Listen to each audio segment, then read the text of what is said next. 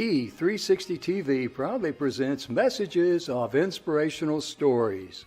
Live streaming now to millions of devices, including Roku, Apple TV, Amazon Fire TV, Android TV, YouTube Live, Facebook Live, with your host, Donna and Jim, producer and host, Jim Grant, producer and host, along with Michaela Vidal, administrator and host, and Gaia Ginwa Balconi Wada, editor-in-chief.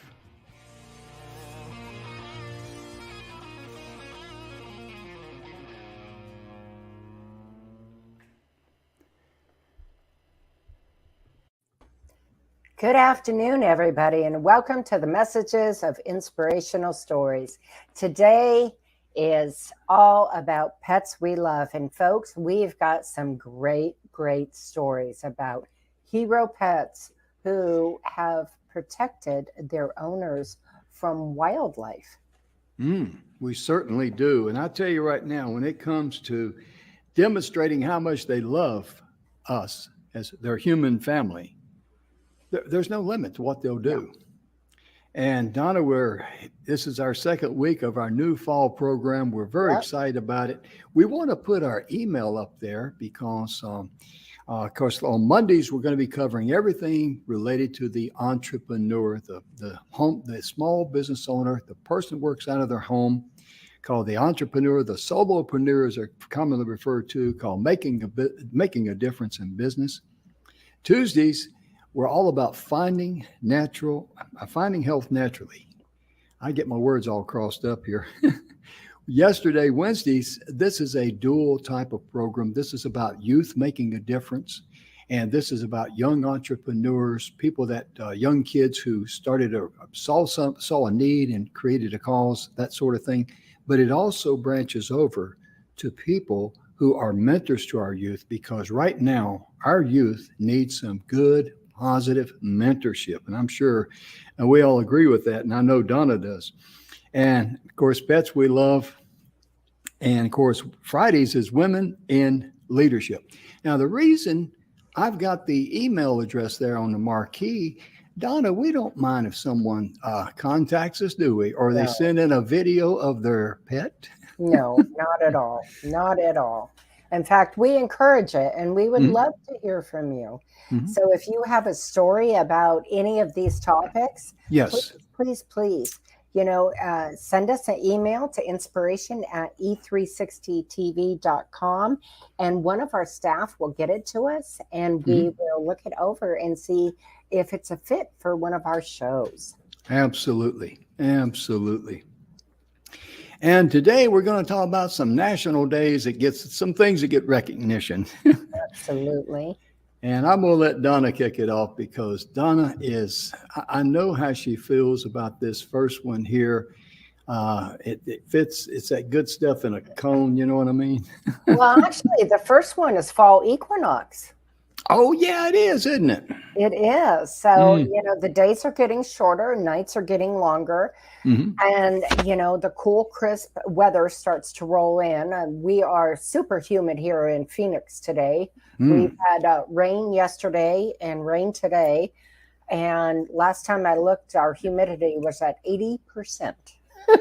Wow. Holy smokes. That's very humid for you guys out there in the desert. Really humid. And the mosquitoes are really happy.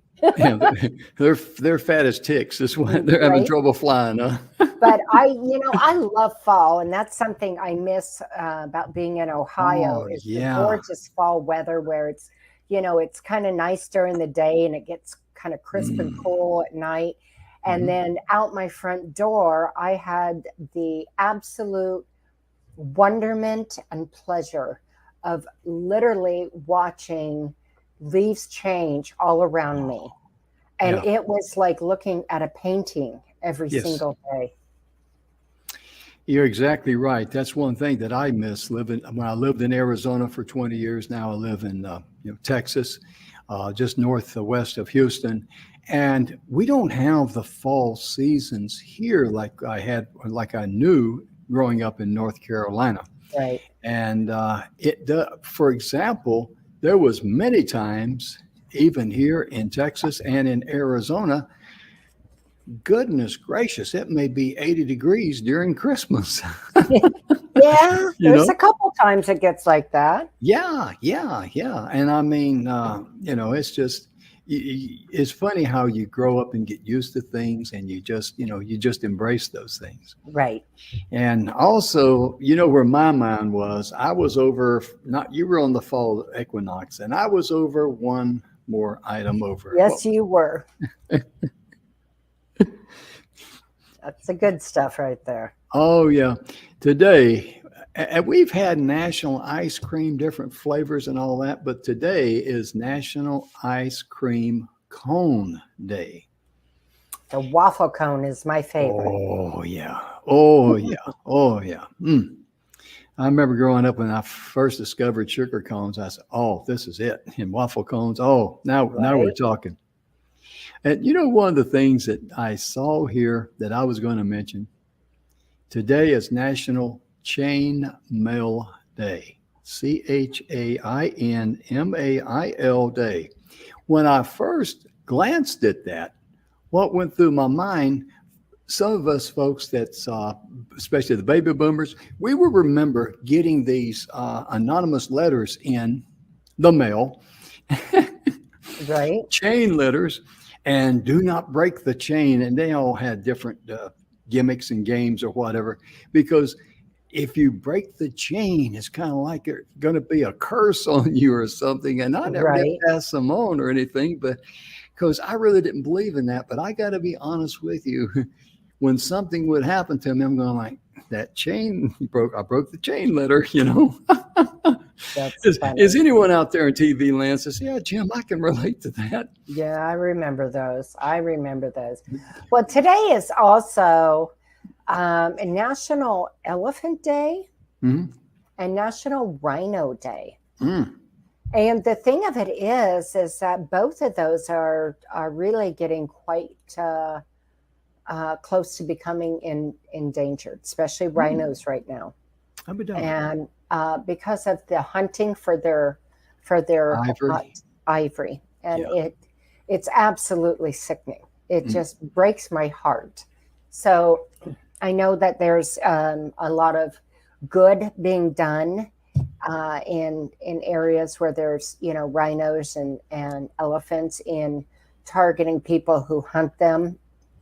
But unfortunately, there's many that slip through, and these beautiful creatures that we need for our ecosystem are being killed. Yeah. They're not here for their looks. And that's one thing that we could all take a lesson from. We're not here for our looks. We're here to be a blessing to others as far as a human race. And that also means being a blessing to our animals and our planet and everything. Well, not use and abuse it. Being a steward. Yeah. Right. Being a steward and a protector of everything around us, I know, like here we have a lot of talk about, of course we live in the desert, so water, and we're in a water shortage. Let's be honest. We are in an all-time high water shortage here for California, Arizona, I think parts of Texas. And you have to be a good steward. So one of the things that I look at is, what can I plant that takes the least amount of water but will still grow? Right? Just being a steward of where you're at in your environment and what you can do personally. And today is also fall, as falling over, Fall Prevention Day, and a day that we recognize. And we need to, like with elderly people, it seems like if they fall and break their hip, that is usually curtains for them. They never really overcome that. And it's encouraging for us to be aware that no matter how old we are, how many times we've all come close to slipping on the bathroom, coming out of the shower or something like that. Or, it's just, that's something we need to be aware of. We need falling just to be through conscious. From your animals daily. Oh yeah, tripping. Yep. Especially cats, when they do that. I have cats that run in front of me everywhere I go in the house. That's because she lives in a cat house. I do. A Yeah, clouder of them. yeah, all four of them. And I tell you, when it comes to our animals, I gotta, I want to share a quick little story about Dixie. Dixie is I looked her up, and because I was kind of trying to figure out what kind of a breed of cat she was, if she's just a, run of the mill, because we got her from an animal shelter. But in looking at her and reading up on them, we found out her breed was a Korat, Korat. And they're very unique animals, but what I get a kick out of animals, Dixie being a cat and the dog, Rudy, my son's dog Rudy, when we had him before he passed away, they were so tight they could look at each other eye to eye and communicate on a wavelength. And I put something up there like a piece of egg for, scrambled egg or something like that for Dixie. And she may, the way cats are, they're finicky. She may sniff at it, may bite a little bit or whatever, may eat it, may not. But a lot of the times she'd look at Rudy, he'd look at her, and she'd take her paw off the table onto the floor. And I'm going, and I just love seeing that. I really do. It's just precious memories for me. Yeah, my cat Niner, she's funny. She's our big girl. We call her 2-ton Tussie with love because she's stocky. She's there's nothing petite about her, but she absolutely adores Jake, my dog. And if she gets a chance, she'll try and curl up with him wherever he's sleeping. And she'll go up, and I watched her the other day. Jake was laying down, and she went up and decided to clean his ears. And he doesn't like his ears messed with, right? Most dogs as a rule don't. Yeah. And so she was like, she put, because he's a big dog, right?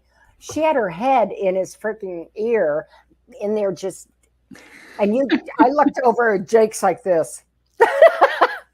So he kind of shakes his head and she leaves. And then she walks around the other side and goes at the other ear. And Jake's finally like, okay, I've had enough. Yeah. And then the next day he was in the family room laying down on one of his beds. And I look over and there she is all curled up next to him, sleeping away. She just absolutely adores him. It's funny. Oh, yeah. I remember when Rudy, he was a red heeler, an Australian cattle dog. He had congestive heart failure. And after he got sick and all that, Dixie was she'd pamper him. She knew he was sick. And prior to that, though, when he was healthy, she'd walk by, look at him, and smack his nose with her paw. That was her way of saying hello. And these are the kind of things that pets, this is how they really bless our lives, because they let us know that it's having fun and showing love and just being yourself. Goodness gracious. So many times we grow up and we forget how to act and have fun. Oh, we become way too stoic and way too adult-like. Boring too. Yes, very boring. Very boring. Well, Jim, let's just jump in here, shall we? Okay, all righto. We have, I have a very, very needy cat in my lap right now. She's just being a kind of a pain. But, we have this about these incredible, incredible dogs. So this is about Peanut. And if I can get to the story, okay. Yeah. There we go. So she was, she had suffered all kinds of abuse and arriving in the Delta Animal Shelter with broken legs and broken ribs and a belly full of carpet. That's what she had. That was her eating. All right, child, you have to get down. Not only was this pup later adopted into a loving family, but he went on to save the life of a young girl who had wandered away from an abusive home. So her husband had the owner's husband had followed her, and to his surprise, he had found a shivering, naked 3-year-old girl curled up into a ball. He Mm. scooped her up, wrapped her in his sweatshirt, brought her inside. Um, I'm sorry, I'm really having a cat issue here. I apologize for you. She's just being a real pain today. But he called 911. He reported the incident. By the time the ambulance had arrived, the little girl could only say one word: doggy. Mm. Now, this is a dog who, was so abused and had nothing to eat except for carpet in its poor little belly, that it could have been just gone the other way and not been loving and intuitive. But, it just goes to show that these incredible animals have appreciation for living in where they came from, Mm-hmm. and having a good life afterwards. Mm. Absolutely. I think that dogs really, they really appreciate what they have when they get adopted and into a home and they become part of the family. Those are some of the best dogs as far as pets that I've ever seen, as Right. far as loyalty, love, and everything. And they just, they just really, they just literally bite right into that scenario and they say, Hmm. hey, I'm home and I'm going to be part of this family. And it's kind of like, thank you, Jesus. They're Right. just amazing how dedicated they are to the family. And Donna, you've talked about Jake, how protective he is of you, Yes. and how he keeps an eye on you. He knows when you're not well or Oh yeah. something's bothering you. Yeah. If I'm in a little bit of, something's happened and I'm a little bit Hmm. irritated, he Hmm. will paw me to death with what we call, who those of us who own Pyrenees, we call it the pier paw, and they're notorious for hitting your leg or hitting your arm, and it Hmm. kind of hurts, to be honest with you. Big dog. Yeah, especially after about the third time. But even if I'm not in a great mood and something's really bothering me, he'll do that. He'll come up and he'll paw me. Or when my husband comes home from work, he'll be all excited, and he knows that we're not going to eat until he gets home. And so he gets excited and the paw comes out because he's home. Let's start dinner. Yeah, we got rules here, woman. Oh my goodness! And in the stories that we're sharing with you today, that really touched my heart about Peanut because that year People magazine reported uh, what Peanut had did. And so here's a little dog that came from abusive situation, broken legs, broken ribs, stomach full of carpet, and yet he was able to make People magazine for his heroics. It's really something. And those are the kind of stories that really bless all of us. It really does because there's also a lesson in that for us, isn't it, Donna? Yes, absolutely. A huge lesson. We need to look at where we've come from and how we can turn around and help others. Oh yeah, absolutely. I'm reading a story here about a dog named Kelsey. And Yes. in the winter of 2017, a man in the snow in the frigid Michigan wilderness, he broke his neck. He slipped in the snow and broke his neck. Can you imagine that? Being Oof. out in the wilderness, you slip and fall because I guess we've all slipped and fallen. Those of us that's been around icy conditions and snow and stuff like that. Nobody falls gracefully. No. I mean, just you're lucky if you don't hurt yourself. But this man slipped and fell in the Michigan wilderness. He broke his neck. And as he laid there paralyzed, he just was kind of like saying, well, I guess it's my fate now just to freeze to death. What else could he do?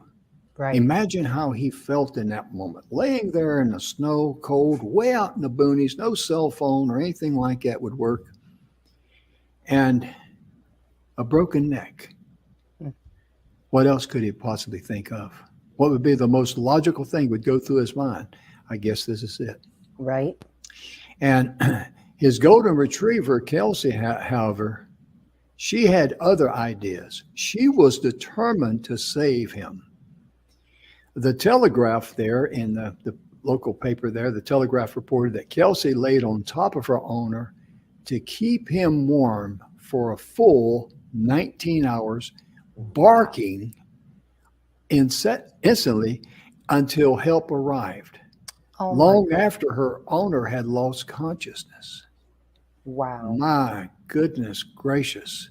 I mean, she looks like a Labrador, but I'm telling you, for that dog to understand that the condition, the condition her owner was in. And that's what you were talking about earlier, because Jake could actually sense something that was coming on to you. Mm-hmm. You know, health attack or something like that. Seizures. Yeah. And for that dog to say, hey, this is my master, he needs help.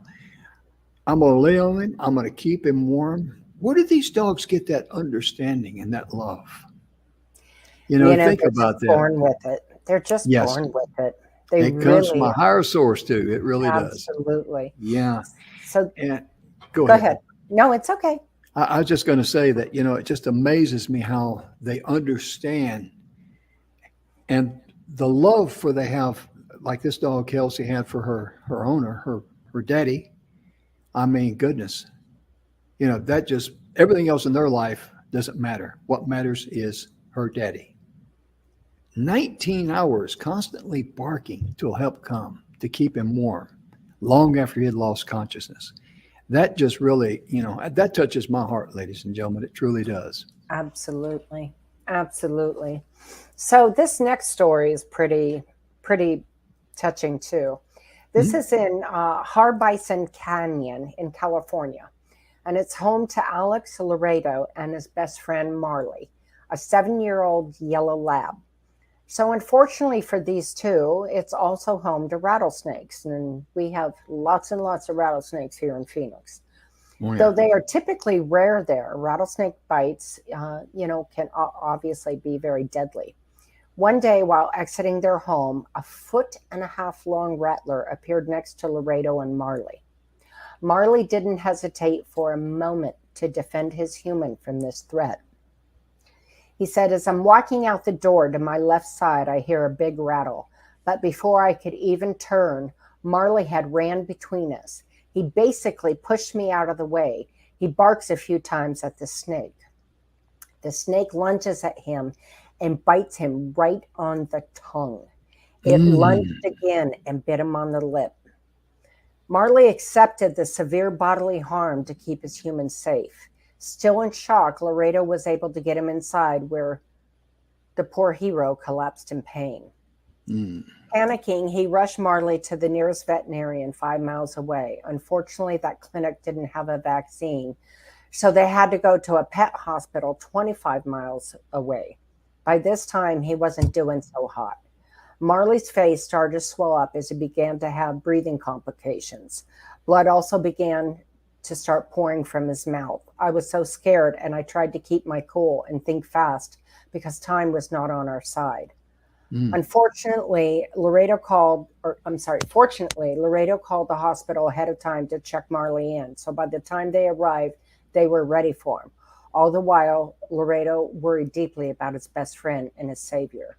I thought he wasn't going to make it. Extremely grateful that he did.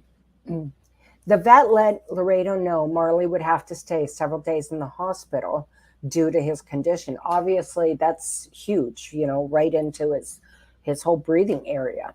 But they also worried that the venom in his tongue could affect his nervous system.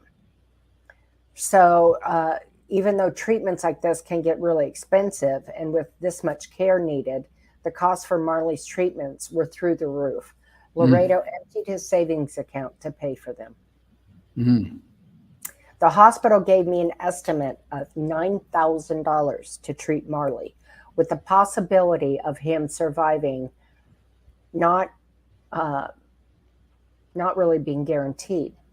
I'm a full-time student at a community college while working part-time at a restaurant. I clearly cannot afford the hospital bills, but I was going to give my best friend a fighting chance. So he set up a GoFundMe page to help raise money to cover the expenses. And, people came to his aid and was raised about $8,000. Marley was given to me to help me lose weight because I was having health issues. Marley was my cardio partner because of his immense amount of energy. Thanks to months of walking and playing with him, I noticed my health complications began to go away, and I was motivated to continue to lose weight. Marley means the world to me. He's not only my best friend, he is a brave hero that saved my life from a rattlesnake. If it wasn't for him, I don't know if I would have the opportunity to be here today. Wow. And That's it showed amazing. a picture of him, and his cheek was just huge swollen. Swollen. Yeah. Yeah, it was pretty bad. Mm-hmm.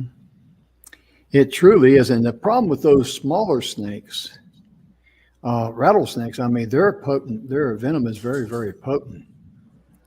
And I tell you, it's for that dog to not even hesitate. Right. To literally bite the bullet for the owner. That's just amazing. We normally think, Donna, about dogs that do heroic things, or shepherds or Labradors or something like this. But there's a little bitty dog by the name of Jazzy. That's a Yorkshire Terrier. And in the spring of 2018, this little beautiful, cute little puppy, looks more like a stuffed animal, it made the news on the local Fox affiliate in Candor, New York. They reported how a Yorkshire Terrier named Jazzy made the leap from being a rescue dog to becoming a rescuer. And because Jazzy's diabetic owner fell unconscious. And when the little dog tried to wake him up, she was licking his chin, barking at him and all that frantically. And this alerted his mother, the man's mother, who was able to wake him before he went into diabetic shock. And thanks to little Jazzy, her owner survived. Now, what's amazing about this, a lot of dogs are rescue dogs, and they're there to be able to, help you become, be your partner there in life, because a lot of dogs, they're trained to help people with PTSD and all kind of health situations. Right. And who would think that this little, I don't even know what a Yorkshire Terrier weighs, but it's just a couple of 3 pounds or so. They don't weigh much more than 3-4 pounds. Yeah. And for that dog to be a hero and to understand that, hey, my owner needs some help. And here again, barking and alerting, saying, help, I need help. We need help here. Right. And it's just, we can't say enough about our animals. We really can't. We really, truly can't. It just floors me. Yep. This next one is, it doesn't say what kind of dog he is, Jim, but his name is Sako. He looks like a German Shepherd, maybe might have a little cross of something else in him, but he's a big boy. Mm-hmm. And so this teenage boy and his dog were on a fishing and potato picking trip in Canada. On the drive home, their car veered off the road and down a steep hill over 100 yards into the forest. 16-year-old Joseph Phillips Garcia and his dog Sako were the only survivors of the crash, having been thrown from the vehicle. Phillips Garcia had a broken leg and a collarbone and couldn't move on his own. So his dog helped him to a creek to get water. The loyal and brave dog even fought off coyotes in the night as they waited to be rescued. This is what the teen shared. We were just falling asleep, and that's when you hear the first couple of howls. He got up as soon as he realized their scent was coming closer and closer, and then he just went in. You could hear them fighting and the bushes rumbling around. Sako stayed beside Phillips Garcia until the two were located by a search team 40 hours later. My goodness. Yes. My goodness. 40 hours.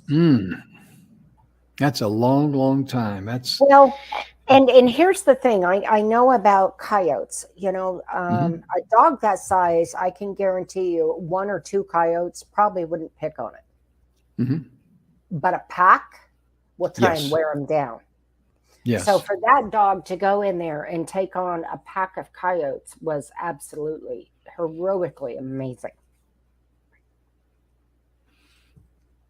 Absolutely. And I was looking here at the story that really touches my heart, being a veteran and all.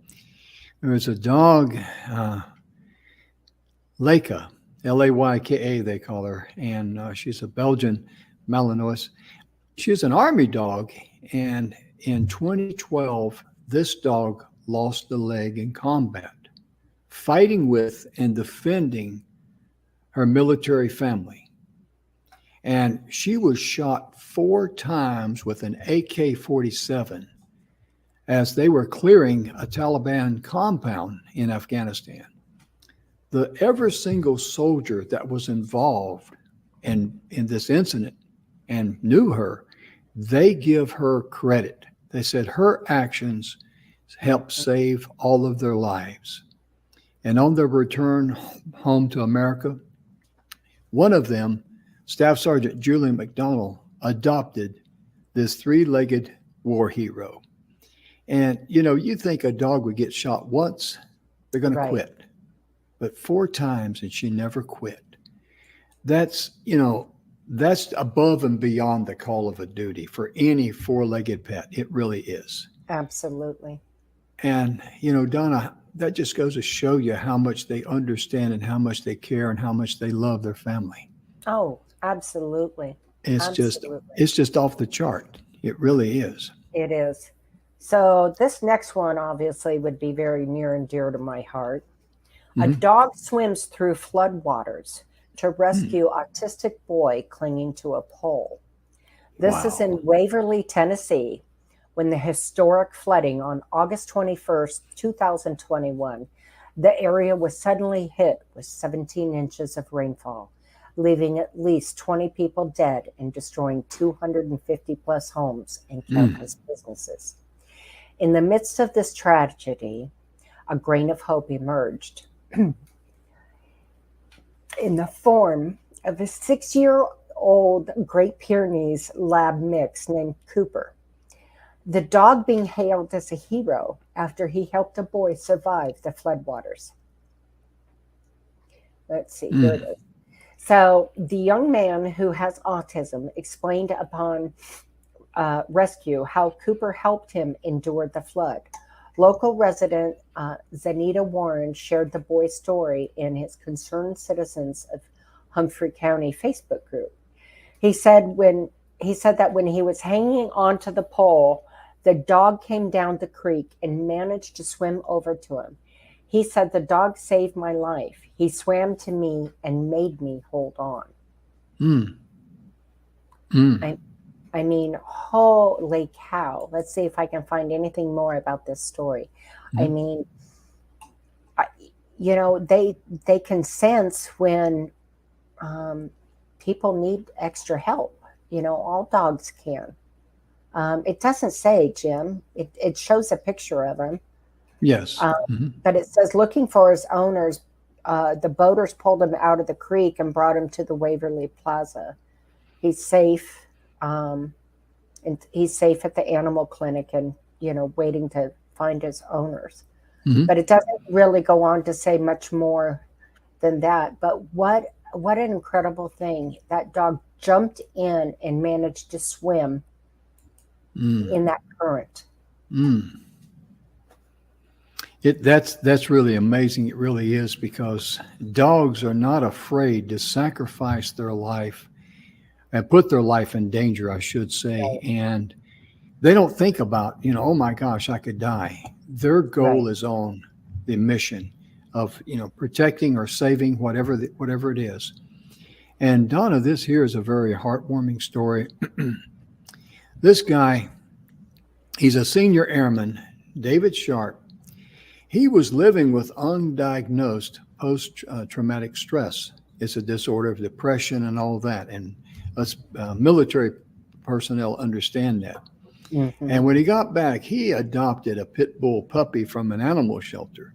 Now, a lot of people, I realize pit bulls can be aggressive. I know that a lot of people are scared to death of them. Pit bulls have a very bad rap because let's face it, what kind of a dog was on the Little Rascals TV show back in the 20s and 30s when it was on TV? Do you know what kind of a Petey?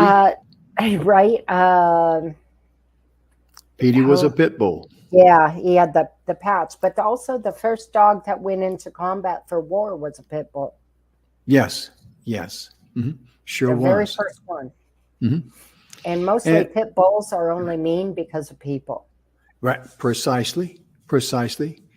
They are a true reflection of what you give them. They really are. And someone's mean to a dog. I mean, I just don't understand that. I truly don't. It's just, it's sad for someone to be that evil towards an innocent animal, especially a dog. And this dog's name is Cheyenne. He adopted this little pit bull puppy from an animal shelter, and he named her Cheyenne.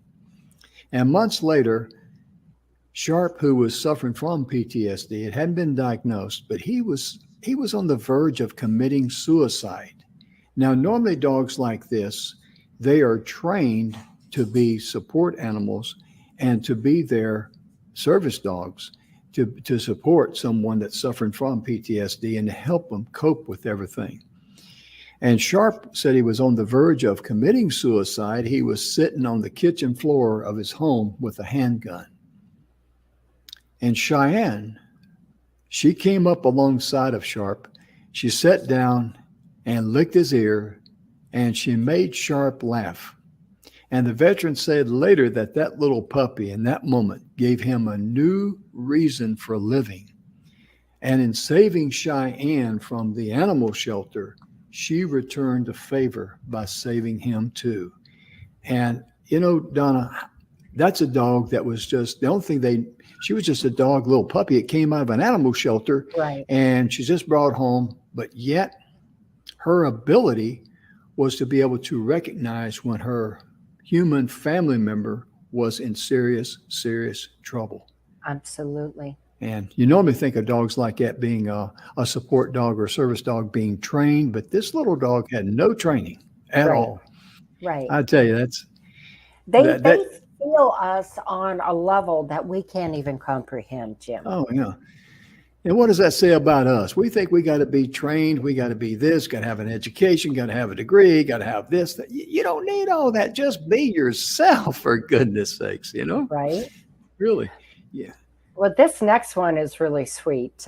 This is about a dog who stops traffic to save her human during a seizure.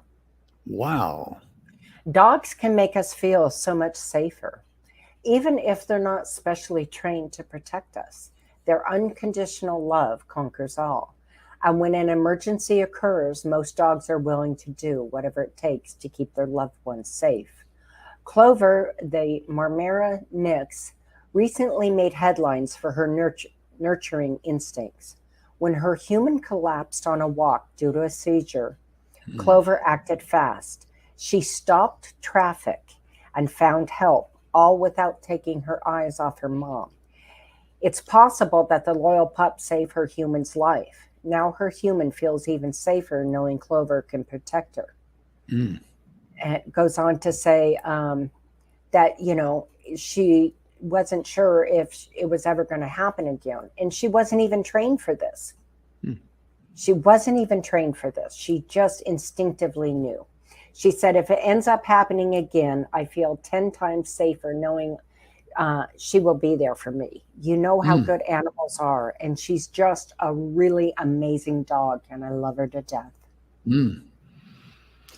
This one dog here I want to share a little bit about because I'm a military guy. So I really go out, you know, when dogs go the extra mile, especially in service and harm's way, it really means a lot to me. This dog is a shepherd, and her name was Luca. She had a 6-year career. She's a retired Marine Corps military working dog. And she led about 400 patrols in search of improvised explosive devices, the IEDs we hear a lot about, or have heard a lot about, and positively identified almost 40, saving multiple lives. And during our final act of service, Luca was struck by one of these explosive devices, and she lost her left front leg, but avoided permanent hearing and vision loss. And in 2016, she became the first U.S. military working dog to receive the DICKIN medal, which recognizes bravery or devotion to duty by service animals in the armed forces or civil service. And that really does, it really does touch my heart there, because I can guarantee you those dogs that's been around military people and they're receiving an award, they know it. They understand it. And they understand this is not some Tootsie Roll they're giving them. This is something that they earned, because every ribbon that you receive in the military, every medal that you receive, you earned it. Mm-hmm. You really did. Absolutely. Absolutely. So this one here, Jim, kind of amazing, because this is, all these stories that we've talked about, they're helping, but they're all in different ways. So this one here is titled "Heroic Barking Dog Leads Passing Biker to Abandoned Newborn." Wow. Uh-huh. So the Lassie story of a dog saving someone by alerting another person sounds sensational, but this really does happen. Dogs can sense when someone is injured, either through smell, sound, or human facial clues. They also know that barking gets people's attention. So if I'm going to say this correctly, if I don't, I apologize. Sabogna, Southern Cebu, an intuitive dog saved the life of an abandoned baby by seeking out help.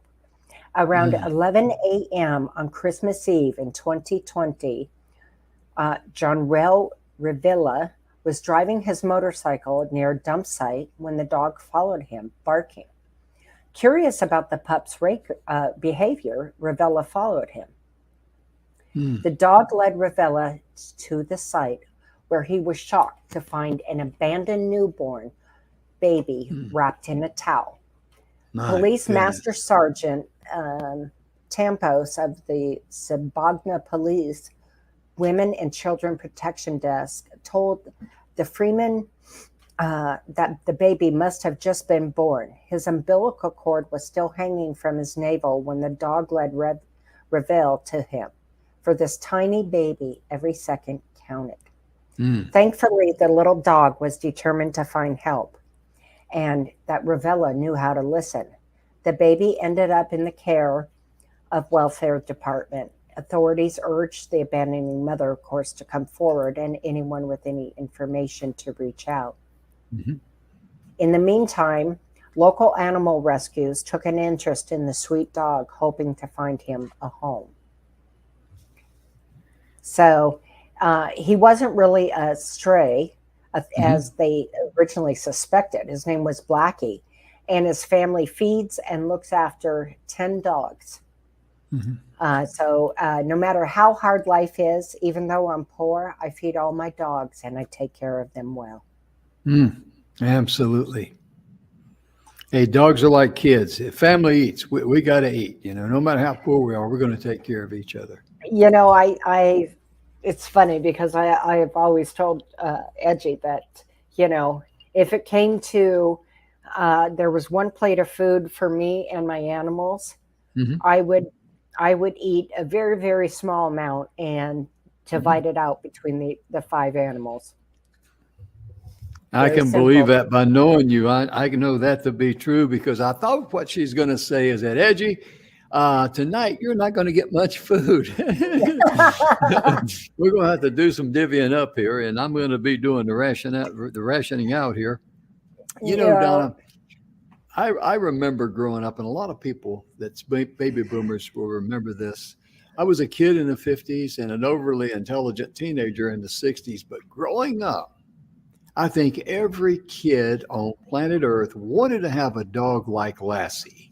Oh, Oh, absolutely. that was a show that was a classic. It is a classic show. Mhm. And the thing of it is that Lassie was so smart, obviously a well-trained dog for the TV show. But they would get these different scenarios where little Timmy would be in trouble and Lassie Right. would bark and lead him on it. And every kid, I think every kid probably in their heart wished, wow, I'd like to have a dog like Lassie. And the Mhm. good news of it is you can. You do. That's exactly right. That's exactly right. That might have been a TV show with certain scenarios, and they had a trained dog to do the things that they wanted done. But in real life, you can have your Lassie, and I get a kick out of this one story, if I may share it here. If you were going to be betting on a fight between about 100-pound black bear and a little bitty Yorkshire Terrier, which one would you put your money on? Well, Mhm. it tells a story here where this lady, she had actually come into her house and she had left the door open, and a little Yorkshire Terrier, he starts barking all of a sudden. Hey, we got and she knew something was on. And she turned around, and here's this black bear in her house. And not only was this black bear in the house, this black bear had also created a cardinal sin. It was eating the little dog's food. So the little dog attacked this big black bear, biting at him on his paws and stuff like that, his heels. And that black bear kind of like, what in the world is this? And he took off like a shot out the door. Right. Right. But it just goes to show you how fearless these dogs are. Right. I mean, it just blows me away when I think about dogs and what they can do. And this little the lady that shared the story, her name was Deborah Epson of New Jersey, and she said her little Yorkie, his name is Joe, turned around and saw that big black bear eating his food, and hey, That's enough of no, that crap. yeah, yeah, you gotta go, buddy. You don't belong here. Number one, number two, you're eating my food. That's no. You, Right. I really, you think about you think a little Yorkshire Terrier would be scared to death of a big black bear. No. Mm-mm. Sometimes I found that the little teeny dogs like that, just like, well, with Jake, he doesn't know he's Mhm, as big as he is, right? mhm, So he yeah. plays in the house thinking he's about, I don't know, about 2.5 feet long at Mhm, max, and he's really 4 feet long. So he mhm. has no idea. But those little dogs think they're bigger than they are, and sometimes Oh they yeah, got that little dog, big dog syndrome. yeah. We had a little Chihuahua growing up, and she was very much, you know, she let her presence be known. And I remember my mother and my dad both said, that it's a good thing that she's small because if she was big as a German Shepherd, she would eat some people Right? because she did not like strangers in her house. And because that was, she didn't know them, and they're an invasion in our house. And every time, someone come over, we had to put her in a room, close the door, or something like that. But she was fearless. She was fearless. It's funny because I have to still, even though Jake is 12, I have to introduce him properly to people. Mhm. I Yeah. absolutely have to introduce him properly, and especially to men. Mm. A lot of dogs do not like when men wear sunglasses and hats, Yes. and Jake is Yes. no exception. In fact, Yes. the first time my oldest son met him, he wasn't living with me at the time, and he'd come back to Ohio and was coming up out of the basement. And Jake wasn't even full grown yet because giant breeds don't stop growing until they're 3 years of age. Wow. So, right, their girth continues to grow. They usually get their length at about a year and a half, 2 years. And he came up the stairs and he had a hat on, ball cap, and sunglasses. And Jake was just very aggressive and kind of barking and a little bit of a low growl at him. And he's like, Mom, Mom. He's like, he won't let me come up the stairs. So I said, yeah. I said, take your sunglasses and your hat off. He took his sunglasses and his hat off, and Jake was like, oh, hey, it's you. Come on. Yeah, yeah. But he just, even to this day, it just does not like it. Oh, yeah, absolutely. And we're going to be covering a lot of different stories. Next week, we're going to have a lady goes by Mama Mo Kalowski, and her dogs, she's going to be sharing some great information about her dogs. Her dogs have been in several movies, and she's going to be sharing that. And this is where we want this particular show here on Pets We Love to flourish to. So be sure and check us out, and be sure and send us an email at Inspiration E360 TV if you have a short video, maybe 30 seconds to 1 minute long, and you'd like to show something special about your beloved pet. Doesn't have to be a dog now, because but whatever you've got there, please send it to us at the inspiration at e360tv.com. Our staff will get the email. We'll take a look at it, and if we're able to, we'll be able to work it in, and we'll let you know that when be sure and tune in this Thursday. We're going to have your beloved pet on our show, and that's a nice thing, because that's what Donna and I like to do. We like to give back because we appreciate animal lovers, because we all got a little bit of animal in us, especially guys. That's an old saying for guys, an animal. Right. Even though, we've talked a lot today, obviously, about dogs. I will tell you that it is scientifically proven that a cat's purr will lower your blood pressure. Yes. Now, I have obviously 4 cats, love them dearly, and they all have different personalities and are different with me in each their own way. But I was just telling Edgy last night, I miss he's gone now, but Siamese, my old Siamese, see, I lost him like 2 years ago. He would always sleep right here at my head and my shoulder. Always. He'd just plop right down. And he would purr so loud that purr just put me right to sleep. It's a soothing vibration. Oh, it is so soothing. Yeah. It is so soothing. So, and I mean, and if you don't believe me, folks, look it up. I mean, it is scientifically proven that they do help lower our blood pressure. And, the trust, like when they're needing us. Now, granted, I get pricked by their claws a lot, especially 2 of them. But they need pretty hard. My 2-ton Tessie's the worst. But, when they do that, that is just absolutely, they're purring the whole time. Yeah. And that is just pure love. They're just so happy. I'm laughing because I had what a Bombay kitty is like. I've got 2 of them. I've had 4 in my life. Yes. I went to an animal shelter, and we only got a couple minutes late, so I'm going to share the story real quickly. I went to an animal shelter, saw this little black kitten, and it had a very unique, just something about it, and I thought, well, I think I picked it up, looked, okay, I'll take this one here, paid for it.